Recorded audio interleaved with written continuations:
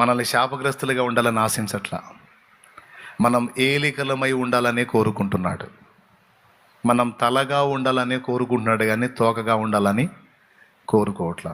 కానీ కొన్నిసార్లు అవసరాన్ని బట్టి మనల్ని తోక ప్లేస్లోకి తీసుకొస్తున్నాడు.